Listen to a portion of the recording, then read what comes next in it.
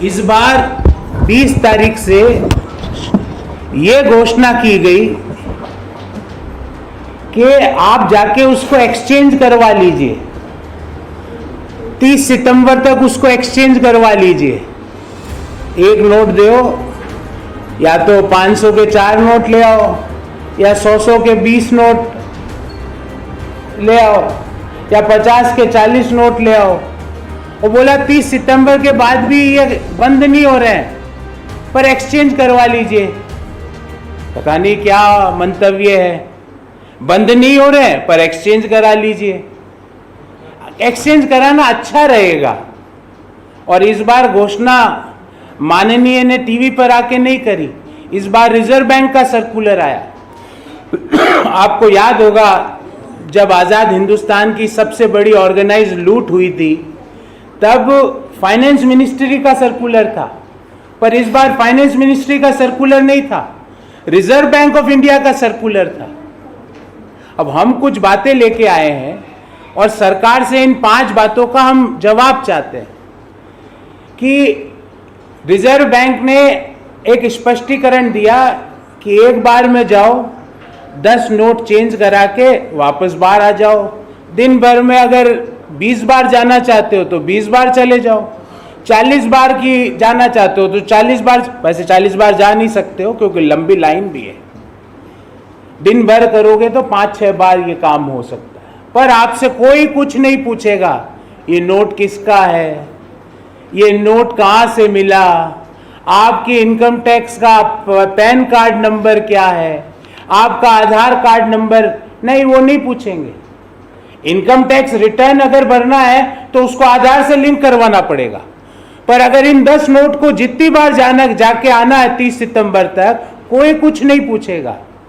ये black money को facilitate किया जा रहा है कि ब्लैक मनी के लिए एक विंडो खोली गई है कि इस विंडो में जो आएगा वो 10 नोट लेके आए, दिन भर में 20 चक्कर लगा ले, 10 चक्कर लगा ले, 5 चक्कर लगा ले, 30 सितंबर तक जितने नोट लाना है लाइए। हम आपसे नहीं पूछेंगे कि आप कौन हो, आपका नाम क्या है, आपका पता क्या है, आपका पैन कार्ड नंबर क्या है, आपकी आय का स्रोत क्या है, आपने पिछले साल कितना इनकम शो किया, नहीं पूछेंगे। तो जो डॉक्टर मनमोहन सिंह जी ने कहा था कि demonetisation is the greatest organised loot of independent India, आज आप 2000 के एक्सचेंज को आपने छूट दे दी, कोई नहीं पूछा जाएगा। ये तो वैसी बात हो गई कि रॉयल वेलकम करा जा रहा है ब्लैक मनी के कीपर्स को। ये 2000 का एक्सचेंज प्रोग्राम नहीं है, this is a royal welcome to the keepers of black money. Point number 1। Point number 2, थोड़ा बहुत जो ये 2000 का नोट किनके पास मिलेगा, 6 करोड़ एमएसएमईज के पास, क्योंकि उनको वर्किंग कैपिटल है, वो कैश बेस्ड इकोनॉमी में काम करते हैं। उनका रोजमर्रा का सामान खरीदने के लिए, माल खरीदने के लिए किनके पास मिलेगा, 1 या 2-3 नोट मिल सकते हैं। 6 करोड़ एमएसएमई ओनर्स जो कि देश के हैं उनके पास मिल सकते हैं 2-4 नोट, या 11 करोड़ किसान के पास मिल सकता है क्योंकि वो फसल बेच के आया, उसको 2-3 नोट दे दिए, वो अपने घर में उसको लेके बैठा है। अब 11 करोड़ देश के किसान और 6 करोड़ एमएसएमई के जो ओनर्स हैं वो वापिस 42 डिग्री के टेम्परेचर में, 43 डिग्री के टेम्परेचर में बैंकों के ऊपर लाइन लगा लो। साहब गए 14 डिग्री के टेम्परेचर में सिडनी, और 6 करोड़ एमएसएमई एंटरप्रीनियर्स को और 11 करोड़ किसानों को 44 डिग्री, 42 डिग्री, 45 डिग्री, कल तो दिल्ली में 46 डिग्री के तापमान था, 46 डिग्री में आपको लाइन में लगा दिया। और लाइन में ही नहीं लगना है, आप अब आपके जो आपका जो साइकिल था वो आपने ब्रेक कर दिया, क्योंकि अब आप जाओगे 2000 अपनी वर्किंग कैपिटल के लिए, जो 3-4 नोट आप अपनी जेब में रखते हो, आप बिजनेस में रखते हो, उनको एक्सचेंज कराने जाओगे, पूरी वर्किंग कैपिटल का जो साइकिल है वो ब्रेक होगा। जो अनऑर्गेनाइज सेक्टर अभी तक डिमोनेटाइजेशन के प्रभाव से बाहर नहीं निकला था, उसके ऊपर एक और चपेट मारी। पता नहीं कहां से ये आइडिया लाते हैं। तीसरी बात, और ये कैलकुलेशन करके आपके सामने रख रहा हूं, देश में इस समय 181 करोड़ 2000 के नोट है। तो अगर हमें इनको एक्सचेंज कराना है तो मान लेते हैं एक आदमी at a time 5 note exchange कराता है, मान लेते हैं, तो कितने ट्रांजैक्शन होंगे? टोटल ट्रांजैक्शन होंगे 36 करोड़ बैंक के ट्रांजैक्शन होंगे, 36 करोड़ इन नेक्स्ट 4 मंथ्स। एक ट्रांजैक्शन में मैं मान लेता हूं 4 मिनट लगते हैं, अप्रोक्सीमेटली 4 मिनट्स। तो अगले 4 महीनों में बैंकों के 144 करोड़ मिनट सिर्फ किस काम में लग गए कि 2000 के नोट जो भी ला रहा है उसको या तो 400-500 के दो, या 20 के 100 के दो, या 40-50 के दो। तो लगभग 144 करोड़ मिनट अर्थात लगभग 2.5 करोड़ घंटे बैंक के ब्रांचों के अगले 4 महीनों में नोटों की अदला बदली में चले गए। बैंकों का काम क्या था? नया क्रेडिट देवे ताकि नए रोजगार का सृजन हो, नई जीडीपी देश में बने, लोगों के इनकम बढ़े। अब बैंकों का काम आपने क्या करा दिया? क्रेडिट छोड़ दो, नए क्रेडिट देने की, नए लोन देने की जरूरत नहीं है, क्योंकि काम तो आपको क्या करना है? 2.5 करोड़ घंटे अगले 4 महीने में देश के सारे बैंक नोटों की अदला बदली में डालेंगे। तो क्रेडिट ऑफटेक नहीं करेगा तो रोजगार के नए सृजन नहीं होगा, नए रोजगार के, रियल इनकम देश में लोगों की नहीं बढ़ पाएगी, लोगों की इनकम वहीं पे स्टैग्नेंट हो जाएगी। तो तीसरा पॉइंट यह है कि bank credit will have an adverse impact because 2.5 crore hours approximately will be lost in just exchange of rupees 2000 notes. Point number 4, देश की डिस्क्रिशनरी कंज्यूमर डिमांड खत्म हो जाएगी। डिस्क्रिशनरी कंज्यूमर डिमांड क्या? एक तो मैंडेटरी कंज्यूमर डिमांड है कि भाई आटा लाना है, दाल लानी है, सब्जी लानी है, वो लोग खाना ही पड़ेगा जीवन।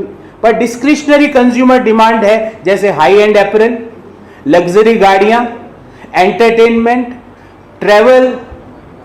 वो कैसे खत्म होगी कि भाई जिनके पास 2000 के नोट है वो पहले तो जाएंगे अगले 4 महीने में 2-2000 के 500 में कन्वर्ट करने। अब 500 में भी उनको थोड़ा भय है कि पता नहीं कब कौन सा सर्कुलर आ जाए और ये कुछ नया सर्कुलर आ जाए। तो डिस्क्रिशनरी डिमांड जो कंज्यूमर प्रोडक्ट्स की है वो नीचे आएगी। अगर वो डिस्क्रिशनरी डिमांड कंज्यूमर प्रोडक्ट्स की नीचे आएगी तो देश का जीएसटी कलेक्शन कम होगा। जीएसटी कलेक्शन कम होगा तो देश की सरकार के पास सोशल सेक्टर स्पेंडिंग में जो बजट एलोकेट किया था वो पैसा ही नहीं होगा। तो कौन भुगता? वापिस कौन भुगता? जिसने ब्लैक मनी रखी वो नहीं भुगता। भुगता वो व्यक्ति जो कि लोअर इनकम ग्रुप में है या मिडिल इनकम ग्रुप में है, क्योंकि सोशल सेक्टर स्पेंडिंग से फायदा उसको सबसे ज्यादा होता है। 5वीं बात, भारतीय मुद्रा कोई मजाक का विषय नहीं है।